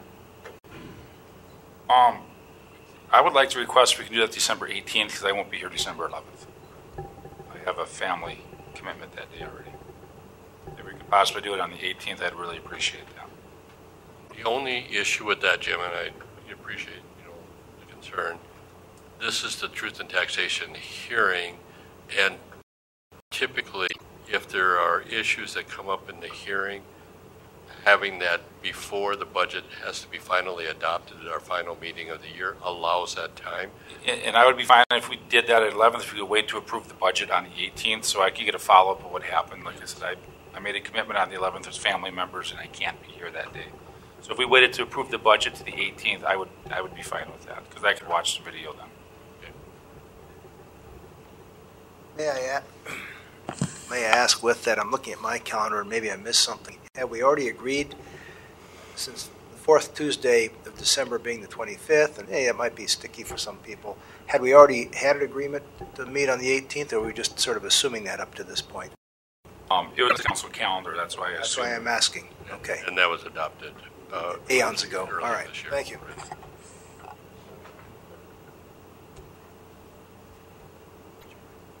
With that, the other option would have been to have the Truth and Taxation meeting on December 4th. And I would be here for the 4th. You could. Does that conflict with any other, like, county meeting, do you think? We're not required to have our meeting on a different date than the other entities. That was at one time a requirement, it no longer is. So you could have it on the 4th. The one consideration about having it earlier is, when will the county send out truth and taxation statements? They have, I believe, might be November 24th, their last send out their statements. And sometimes what happens, if they wait until the last date, residents may not get this truth and taxation notice until just before December 4th. The law allows it, but just kind of a heads up, I knew we had somewhat of a consideration or concern with the Board of Appeal and Equalization that we had earlier this year, because the county took a little longer on getting out or getting their duties done on that. Not on purpose, of course. They had some issues, but it can be set on December 4th. And just as a note, we don't do a separate public notice publication in the paper. Their notice is the notice that they get in the mail. I would appreciate that if it be set on December 4th. I think we did it early last year, and there was some flack on that because of the short notification. Maybe we make a comment on it every council meeting to say, remember, that way you're doing a public announcement in this venue. Mayor, could we have staff consult with the county about the intended timing of that mailing, and if it's agreeable, they could advise us at our next meeting to set the truth and taxation hearing for the 4th. Could we do it that way? Delay the action tonight? Yeah. Sure. Pending that inquiry, Sharon? Sure. Okay, thank you. With that, I'd entertain a motion, if that's the intent, to table this until next week. So moved. Second. Motion by Steve, seconded by David. Discussion. If not, we'll move to a vote. All in favor say aye. Aye. Aye. Opposed? Motion passes. Agenda item number 19. Agenda item number 19 is the parking lot project. We have a memorandum of understanding with United Community Action Partnership. We had the information about this earlier in the memo about their participation in the costs. Glenn, anything to add? Yes, UCAP has requested the surfacing of the gravel road going to their area that they operate out of since they moved in. So they thought this was a real good opportunity for them to participate in the paving of that section of gravel road. Would recommend approval. Questions? I do. Since we now approved that we're going to do concrete, are they aware of the extra cost? No, they won't have concrete in their that driveway. part will be paved? Yep, that'll be asphalt, and that would be their maximum participation. Other questions? If not, is there a motion? I move approval. Second. Motion by Craig, seconded by David. Discussion? If not, we'll move to a vote.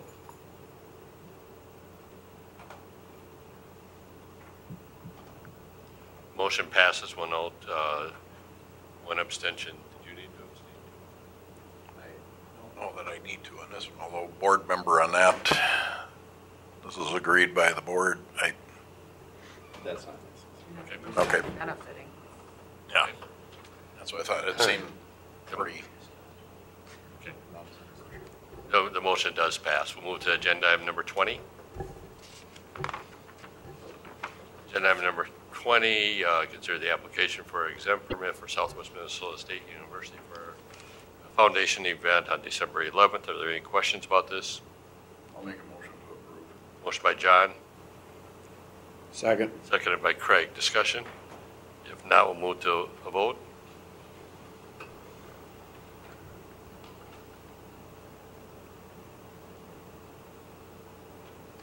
Motion passes. Agenda item number 21.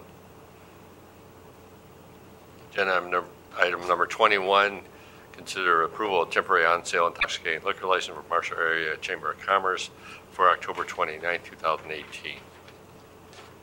Questions?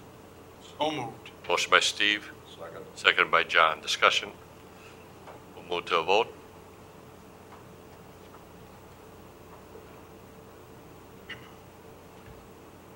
Motion passes. Agenda item number 22, the application for a temporary on-sale intoxicating liquor license for Southwest Minnesota State University for October 5th and 6th. Questions? Move approval. Motion by Craig. Second. Second by Steve. I have a quick question. Yes. Is this fee $60 because it's 2 days instead of 1? Thank you. Very good. Other discussion? If not, we'll move to a vote.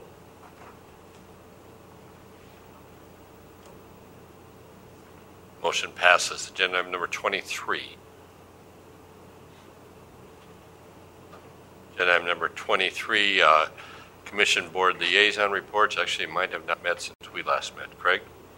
Thank you, Mr. Mayor. The Library Board met yesterday, and just a couple notes. Plum Creek Regional Library's annual meeting is tomorrow, and a number of the board members here from Marshall-Lyon County Library are going, along with the director. And then we also met 2 new librarians that have been hired and introduced to the board. They'll be serving at Cottonwood and Ballatin. The radio board met last month. Still working to fully understand what all transpires there, as I've not had a constant attendance, although I'll say there's a lot of good, strong technical and operational knowledge on that board, and I'm encouraged with the focus on the operability of communications systems within our community in the area, including cell phone service for key personnel during an incident, and then also the ongoing attention to public safety alerts, for the community. So that's all I have. Thank you, Craig. Steve? I have nothing, sir. Glenn? I have nothing. John? None. David?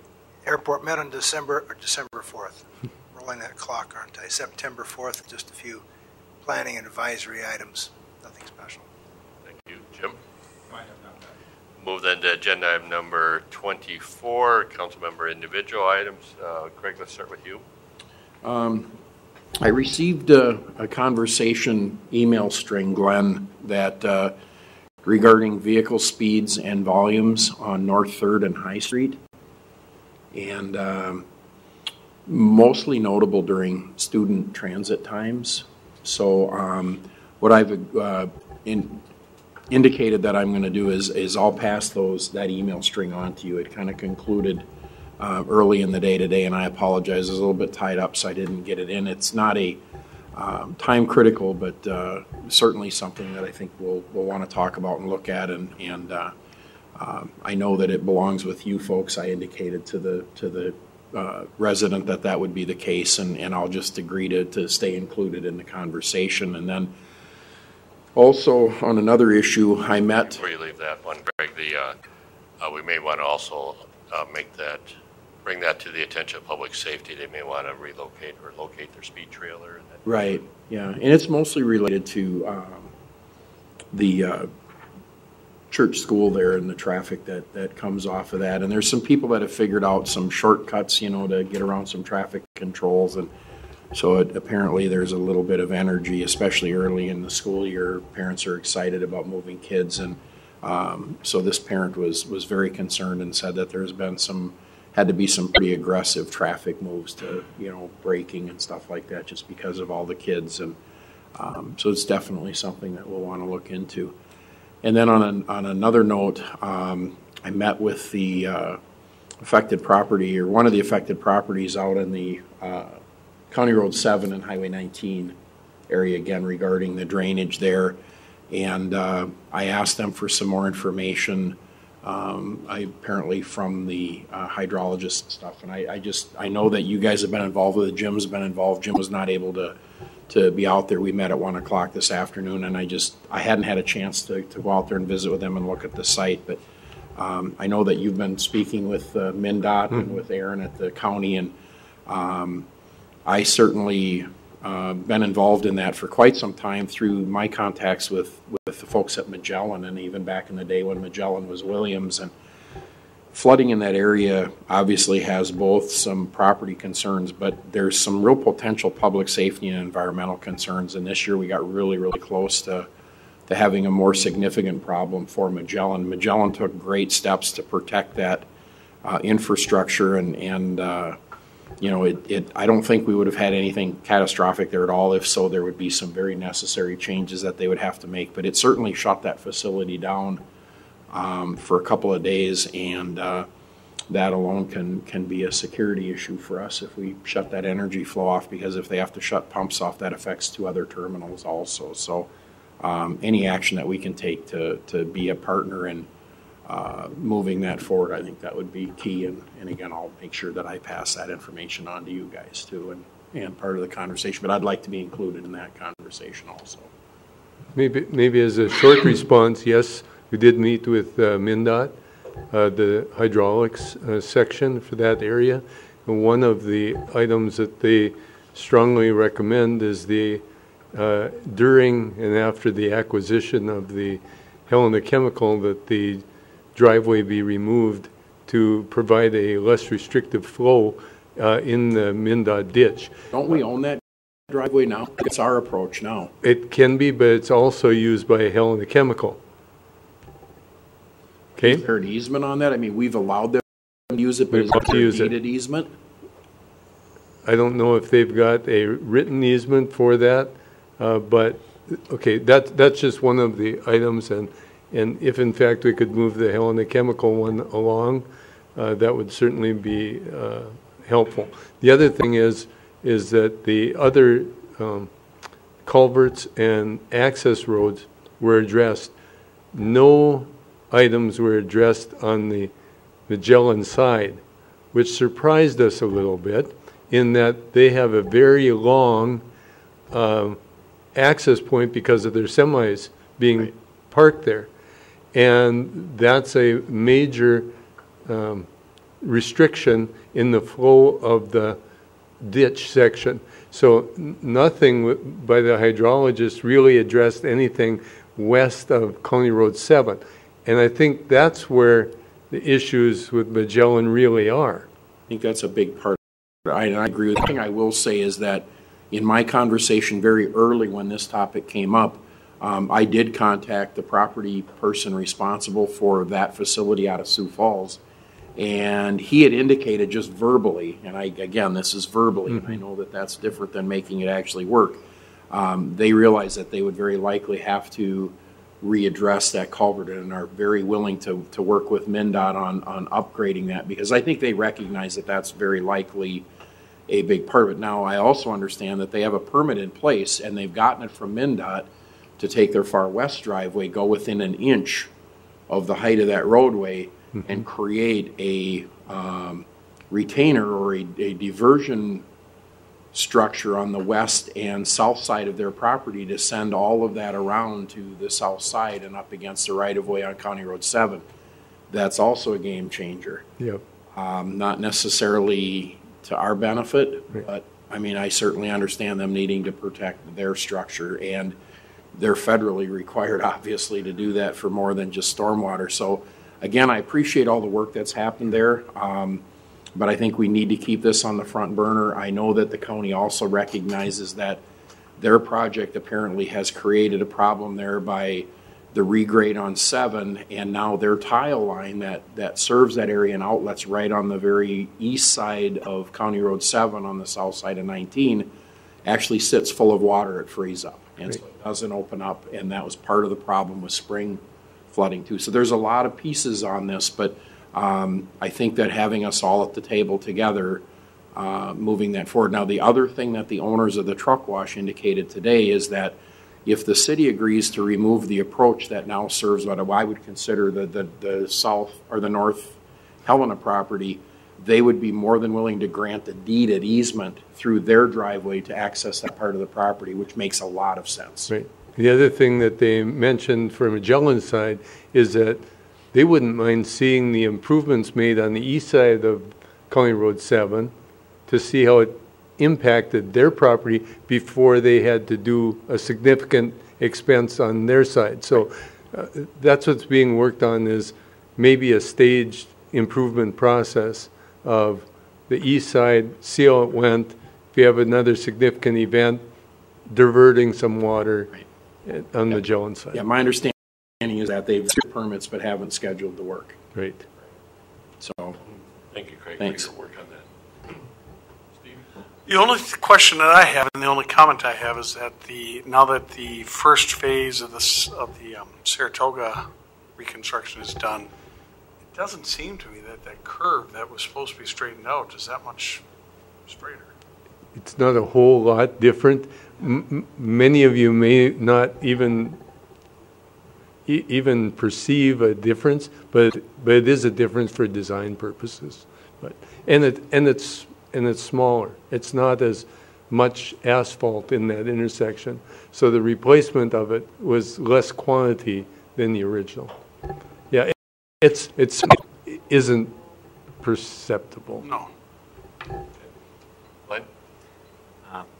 Two items here. I was just wondering if we would be giving a report to the public about how things are going with the City Hall project, so that I think people are wondering what's going on and is any progress being made. At a future meeting. Right. My apologies to the council. We've been somewhat delayed. We are working with the interested party on the hotel next to the City Hall. And I haven't given a formal update to the City Hall committee, but we're making progress on that. And the next step would be to get consensus from the committee to tell the architects to design City Hall without use of the space of where the hotel is located. And that's saying we're feeling good about this, the party who's interested in the hotel. So it's delayed us some, but hopefully the end result is still good. Thank you. When I was looking at special assessment policies for different cities for tonight's meeting, I came across one, and I know Council Member Lazinski has mentioned in the past his concern about the hardship that special assessments may have for low-income taxpayers or property owners. And I noticed that the city of St. Cloud has a policy. It's assistance for low and moderate income property owners. And it says property owners who have low or moderate incomes may qualify for assessment reduction through the city's assessment stabilization program. The property must be owner-occupied and homesteaded, and eligible property owners whose income falls below the following limits shall be considered low-income property owners. So evidently they're doing something in St. Cloud to help out property owners with low income, meet their special assessment needs. And we do have that similar policy in our current assessment policy. So you have to come and do a financial statement and things like that. But so this is a deferred policy, though, not a. Yes, it's deferred. That's more of a. The way it sounds, Glenn, is some deferred. kind of assistance policy. Ours right, is because on the second page of this, they have the deferment of special assessments like you're talking about. You're right. I don't think this is deferment. I think it's a reduction. So it is different than ours. Yeah. And I think that this is to bring up special assessments again. I think that's something that our city should look at. As you look at what the workforce that Marshall is creating is becoming more of a blue-collar workforce because, quite frankly, we've lost some of our higher-paying jobs. And we need to keep those residents in town, too, because you don't have a workforce, you don't have the companies building here. That's all I have. Jim? I actually have nothing. David? Oh, I can't do much to fill that. Just one brief item. I know I've been giving some grief to the Engineering and Public Works Department on various neighborhood projects, but did want to thank them for their very patient and diligent work with the Scott Street problem. We had, as you may know, may have heard, there is a modular home that will be installed on the property at the point where Genesis Avenue turns south and becomes Scott Street. The two halves of the modular home had arrived, but the arrangements that had been made for the site preparation were hog-tied or tied up because of weather problems in other states, apparently. So, working with the neighbors brought it to our attention, working with the staff, the owner's been able to move it to a secure site away from the street, and appreciate your seeing that through. I guess a number of us were able to attend the 9/11 service today at noon, and I just want to thank all the Weber staff members were involved in working on that. It was very touching, very nice ceremony again. So just so thanks to everyone and all of those involved, including the mayor and Councilman Schaefer. So, thank you. Thank you, John. Speaking on behalf of Craig, you may want to make a comment, but it's a very not only nice event, it's an important and meaningful event. So, the only other item I would add is, and Steve, you mentioned the Saratoga Street project. I think, given the complexity of that project, the weather, I think it's really commendable, the progress that contractor has given to this project, and it's not only looking like a very good project. Grass is already growing on a portion of it. It's opened by school. It's paved now down to the YMCA. I think they've done a very nice job on this project, and that's not only the contractor, but it's also on your staff that has been working with the design and construction management of this also. So, nice. Thank you. With that, let's move to agenda item number 25. Mr. Mayor and Councilman, I will save my report for the last meeting of the month in the essence of time. Thank you. Glenn? Nothing further. And Dennis? You got a late enough meeting. Yeah. Then we will move that to agenda item number 28, which administrative reports, which you're going to make the same comment there, right? This is now included in your council packet.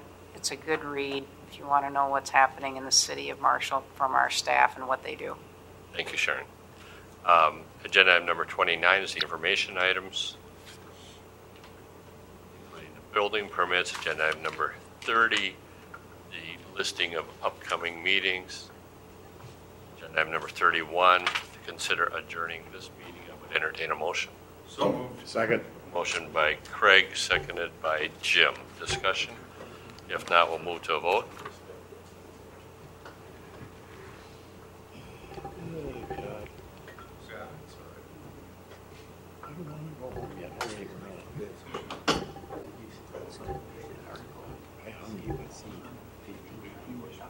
I'll be right there.